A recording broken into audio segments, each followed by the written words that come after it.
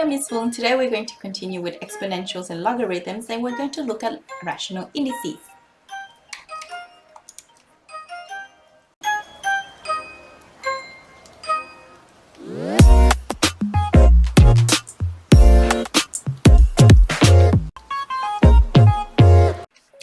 So recall that a to the half is the same as square root of a, or second root of a.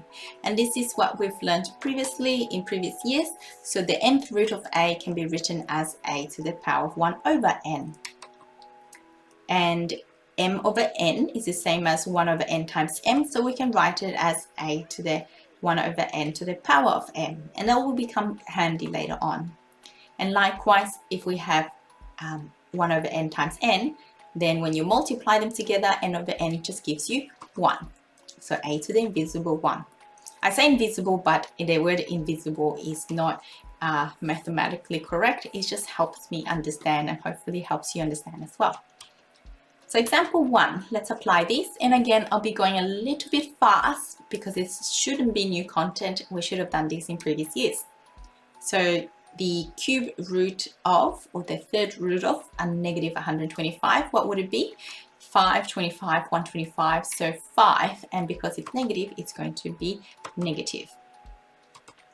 Example 2, 25 to the negative half, that's the same as saying square root of 25, but we're going to bring it down to make the power positive. So 1 over square root of 25, which is 5. So notice the difference between these two examples. I picked this for a specific reason. So the negative outside just means if it's an odd, then it will be negative. The negative power means we have to bring the whole expression to the bottom or to the top.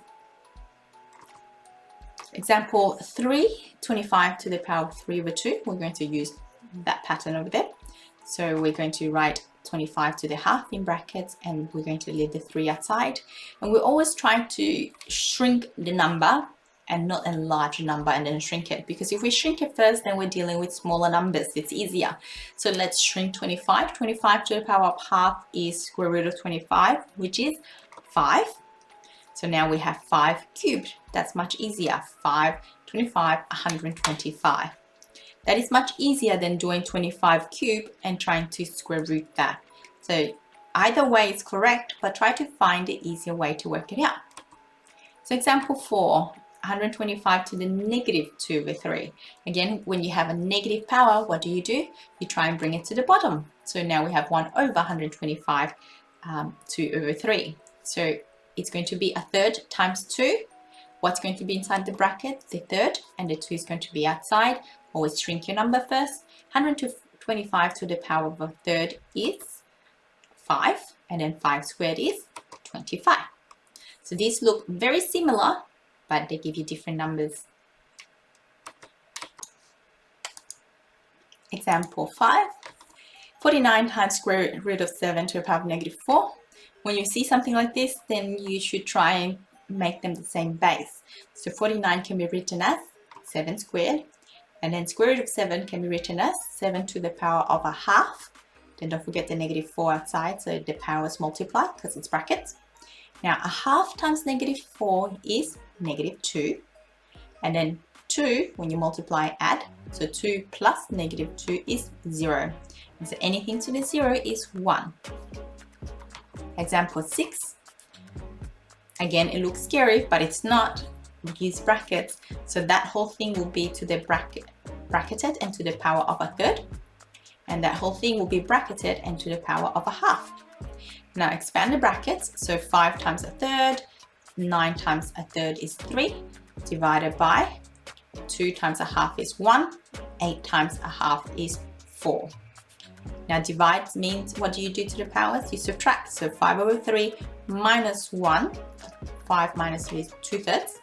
And then 3 minus 4 is minus 1. So if it's minus 1, bring it to the bottom so it becomes positive 1. The invisible positive 1. Example 7. So by now you should know that when it looks scary, don't worry. All you have to do is apply the rules or apply what you can, and you'll get to the answer in no time. So again, how do I write this? That's bracket to the power of 1 over 7. And how do I write that? That's bracket to the power of 1 over 4.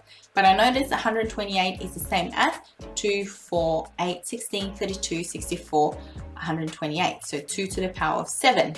And 64 is, well, 2 to the power of 6, we just counted. So now 7 times a seventh is 1.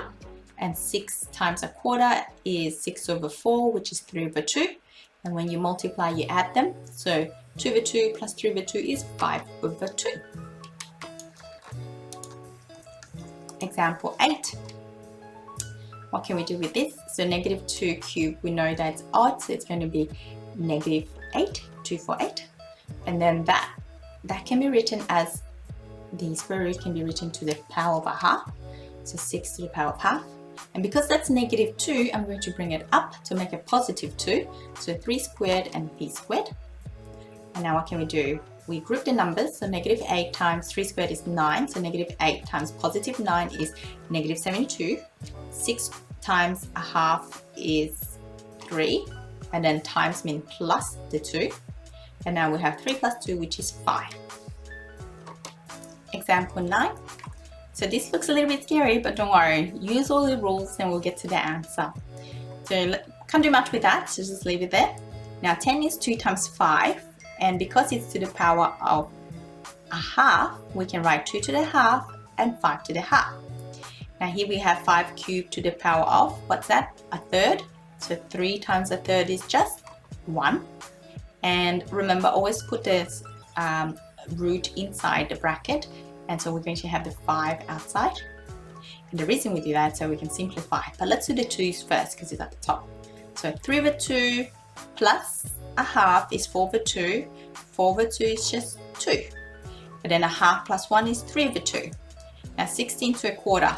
What times what times what times what is 16? That would be 2. 2, 4, 8, 16. So it'll be 2 to the power of 5. Now 2 minus 5 is negative 3, so we're going to have 2 to the positive 3 at the bottom. That's it from me today. Thanks for watching, and I'll see you next time. Bye!